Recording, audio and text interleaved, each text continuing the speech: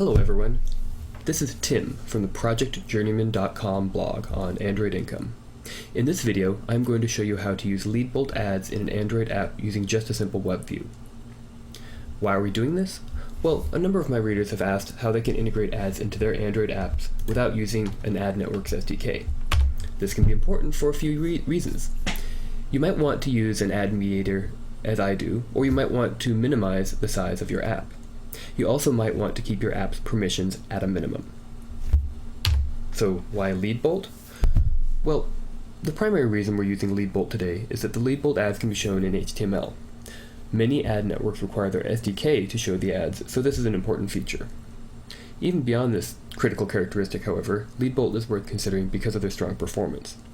This month so far, I've seen eCPM of over $3.42 for all of my apps, with the strongest apps seeing over $7 eCPM. Now, if you're not familiar with eCPM, it's the approximate revenue you will receive from 1,000 ad impressions. So this number can fluctuate a lot, but the overall earnings are impressive. This is especially interesting compared to some other ad networks that I'm using that I'm getting closer to 43 cents eCPM for banner ads in the same spot, in the same apps. This is why I spend so much time testing ad networks. So what do we need to do to get set up? You just need to go to ProjectJourneyman.com/LeadBolt and sign up. Once you have your account set up, you'll be able to set up the ad spot we're going to use in our app next. Alright, let's go set up a quick project in Eclipse to demonstrate how to add ads into a WebView. Okay, now what we're going to do is create our project. Let's call it WebView ad. And then we're going to use the defaults for almost everything in here. We're not doing anything special with this test. We will, however, change the title to WebView test so that when the activity opens up, we'll know we're on the right activity. And that's it for the actual project. Now we need to go edit our layout and make room for our WebView. So in the editor, under the palette, the composite palette will have a WebView. So we're going to put that into our layout.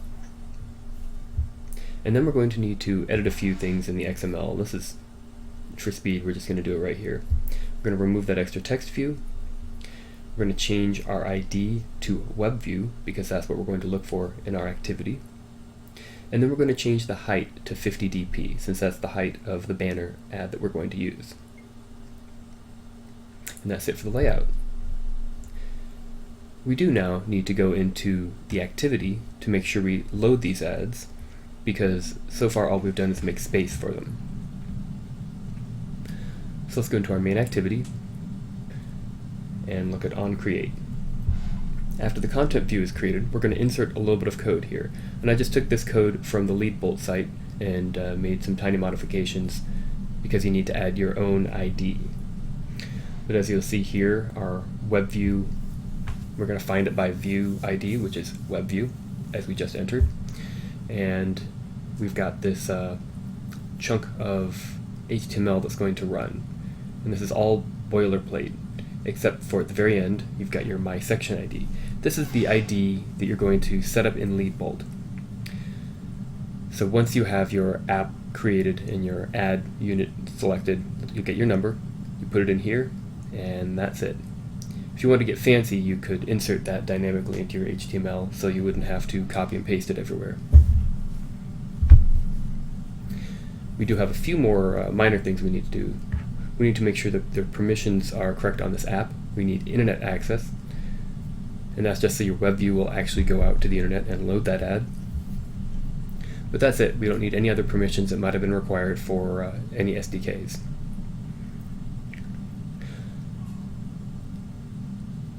So pretty much at this point, we have everything we need. Our manifest is created, so we're going to run it. And we will see in mere moments if our test is running correctly or not. Here's our WebView test. And here's our ad. And there you have it. We now have ads in our app using just a WebView with no need to integrate an SDK.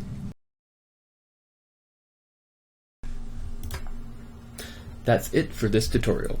For lots more information about ad networks and income from Android apps, take a look at ProjectJourneyman.com. Until next time, I wish you all the best in your Android income pursuits.